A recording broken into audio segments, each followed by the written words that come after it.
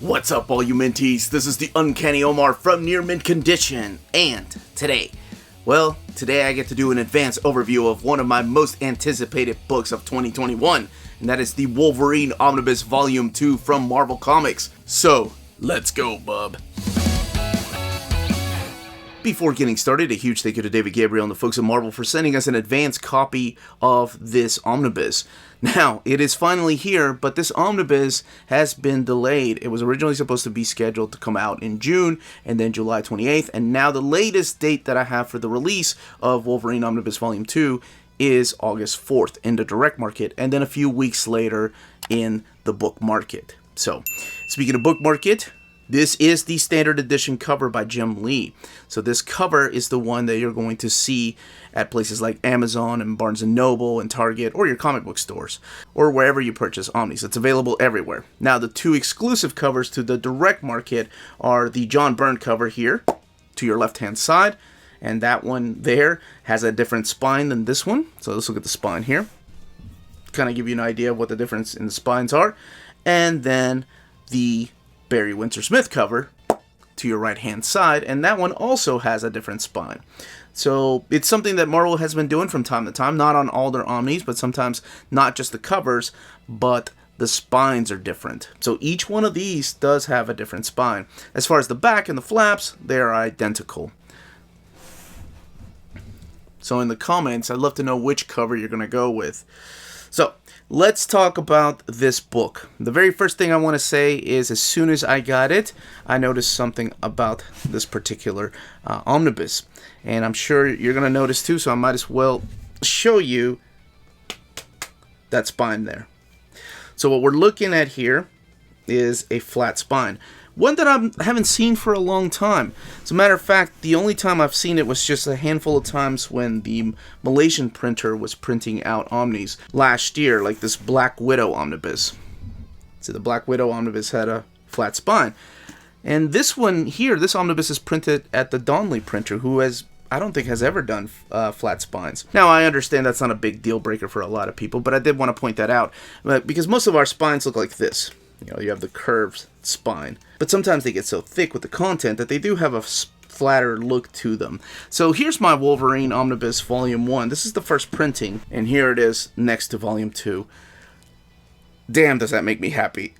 10 years in the making, since Volume 1 came out. Actually, probably 11 years now since Volume 1 came out. We finally have a Volume 2.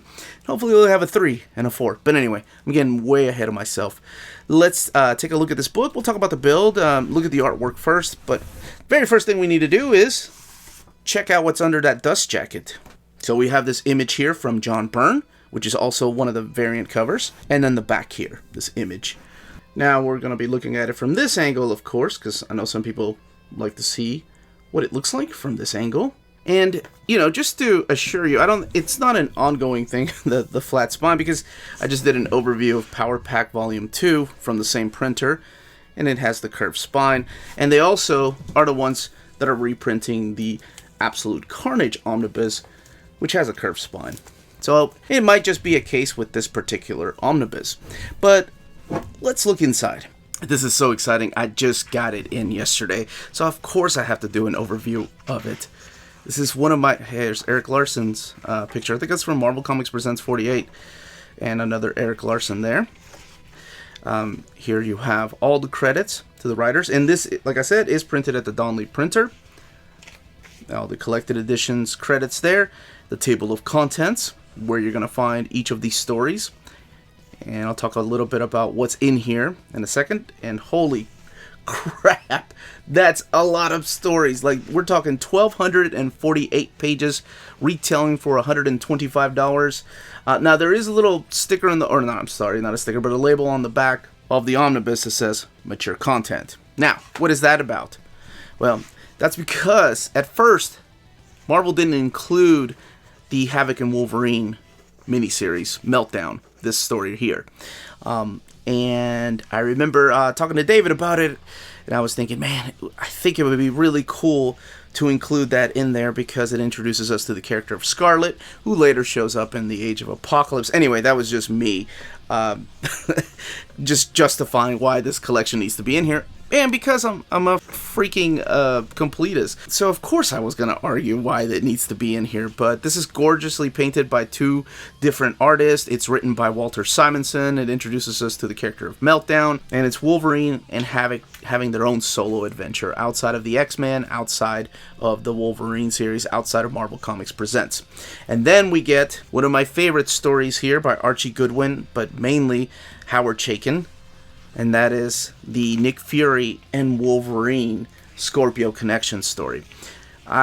This is my favorite type of art style from Howard Chaykin. Now, he's changed some over the years. He's evolved his art style, and I get it, But this reminded me of just Frank Miller. And they were very similar at one time, just their art styles. And to me, I think this is top. I love this miniseries, basically because of Howard Chaykin's artwork. It's freaking phenomenal. I love the colors. So, I've talked about two things that are collected in here so far. You have the Havoc and Wolverine Meltdown miniseries 1 through 4, Wolverine Nick Fury Scorpio Connection, the 1989 graphic novel that kicks off this omnibus. What else is in here? Well, we have Wolverine, the ongoing series, 11 all the way to 30, the Jungle Adventure graphic novel, the Bloodlust graphic novel, and then, of course, material. This is huge, from Marvel Comics Presents 38 to 71. This is a big book. Now, of course, 38 to 71, those are 8 pages each. But still, that adds up. And everything you wanted about Wolverine during this time is all in here. So we kick it off here with the classics. This is one of my favorite, most underrated Wolverine stories of all time. Written by Peter David, drawn by the phenomenal John Buscema, Big John, and that is the Johanna Stone Affair. And also inks by Bill Sienkiewicz. So we're back to the Madripoor years when Wolverine is going as Patch. He's hanging out with his buddy Archie, the Princess Bar, and then Archie's brother comes in and talks about how there's a bunch of vampires after him.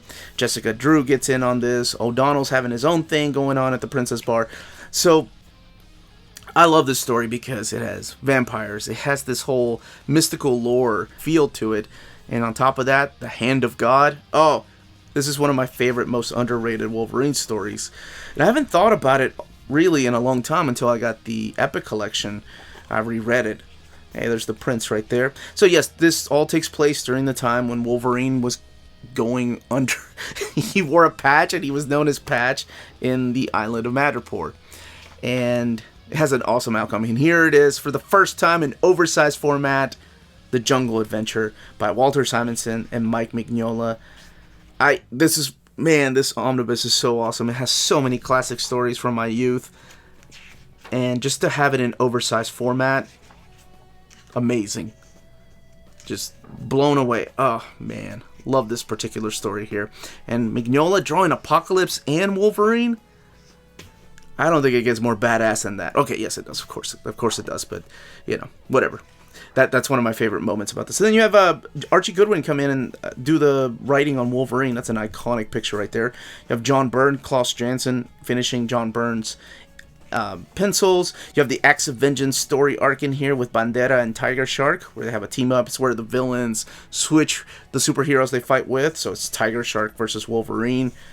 There's a couple of other surprises. And then you have a bunch of the Marvel Comics Presents stuff in here with artwork by Big John Buscema. And I think this particular story here is written by Marv Wolfman.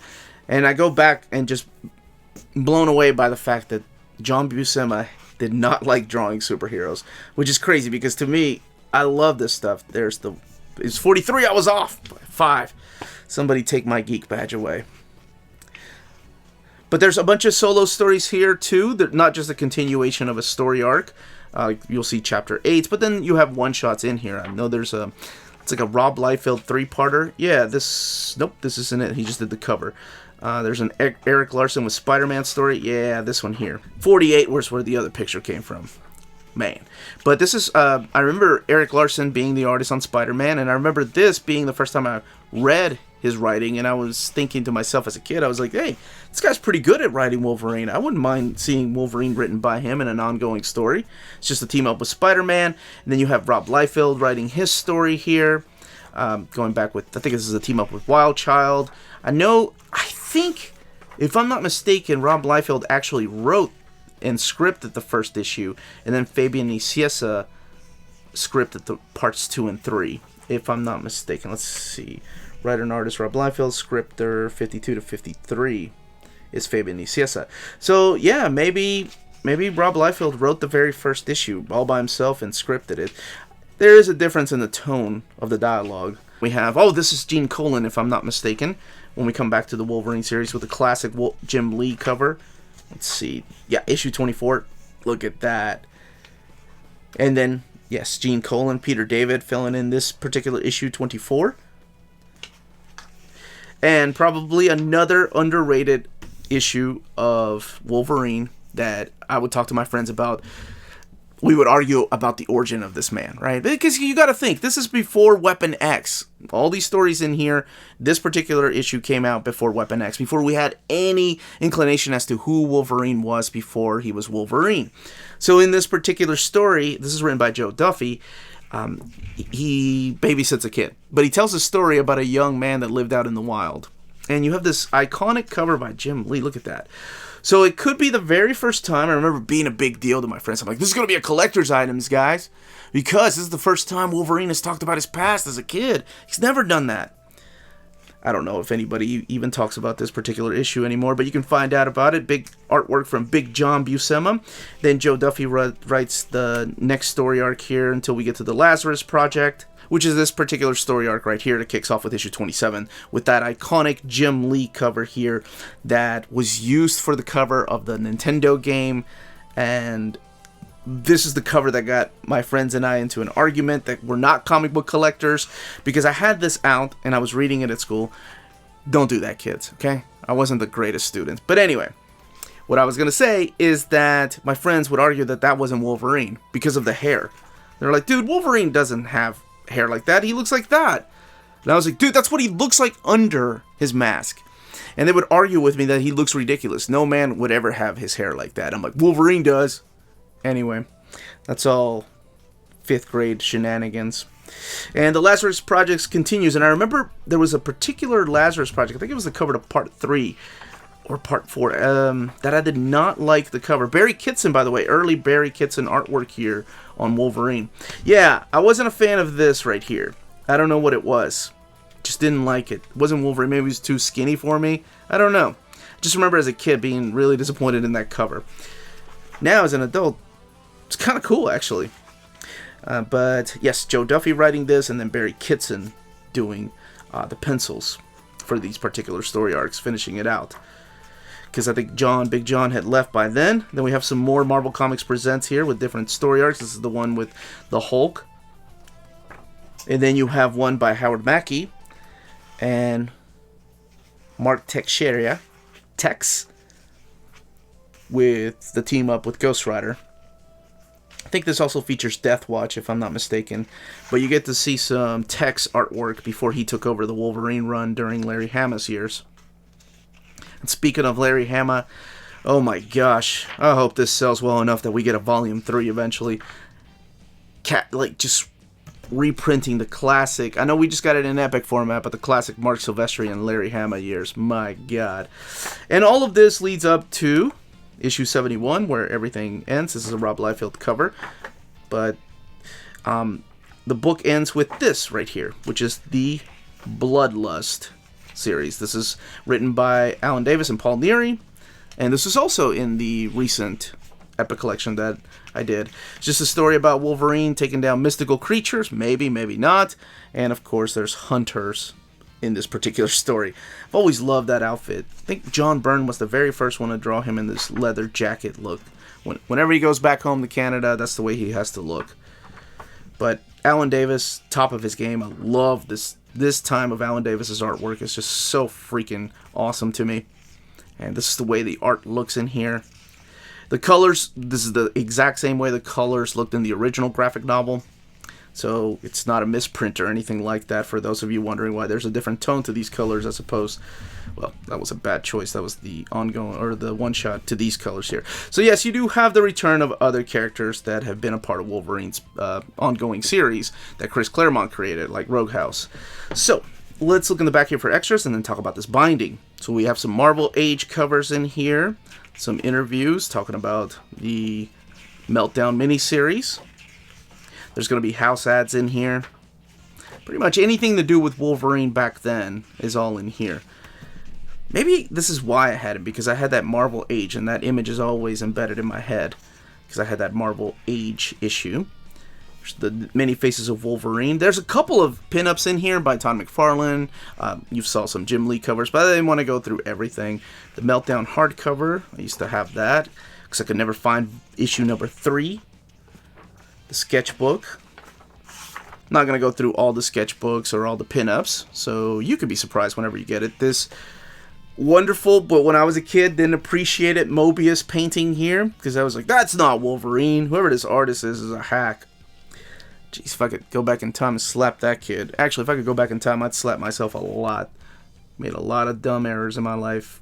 But hey, making up for it now. Okay, where were we? Here's a Jim Lee poster. Brian Murray, some more ads. I love that they included the trading cards during the time. Even as a kid, I was like, that's Jim Lee, Arthur Adams, Frank Miller. I could never tell who that was, but apparently, it's Jim Lee. I had no idea. And Jim Lee Sabretooth looks a lot different later on. The battles here, this is mainly by Mark Bagley, John Romita.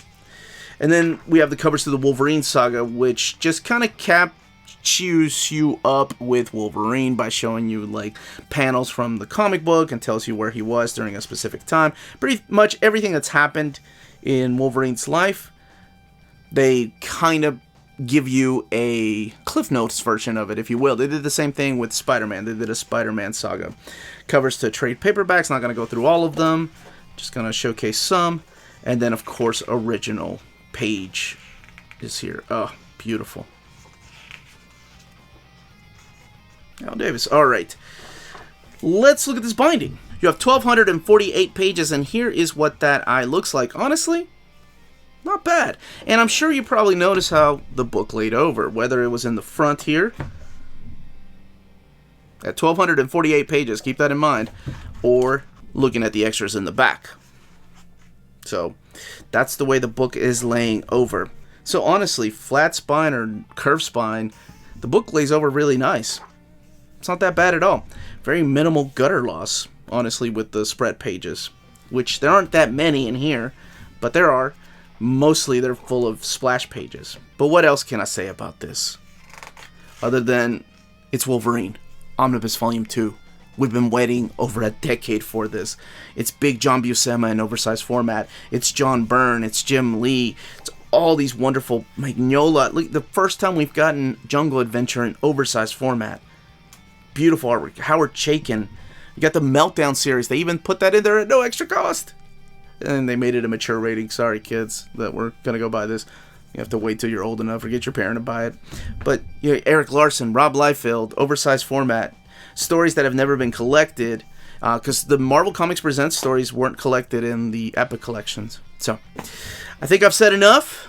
I think I've gone on way too long. That, as they say, is that.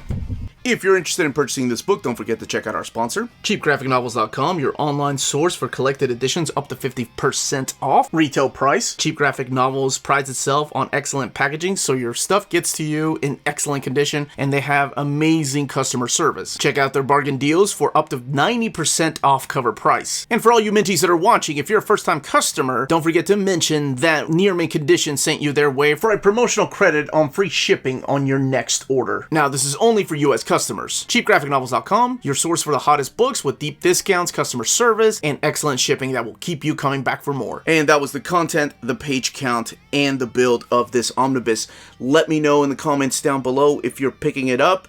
If you've never read any of this stuff, if you have the Epic collections and you're upgrading to the Omnibus, if you have the single issues, or if this stuff was your childhood and you can't wait to reread it again, and if you had this cover here on the video game for the Nintendo. Again, this was the Uncanny Omar. Thank you all so much for watching. If you have any more questions, please leave them down below. If you have any comments, leave those comments down below. And we are on Patreon and on Spreadshop. Amazing ways to support the channel if you can do so. All of that is in the description of the video, the links to get to our Patreon and our Spreadshop. More importantly, everyone, please stay healthy, stay safe out there, and much love.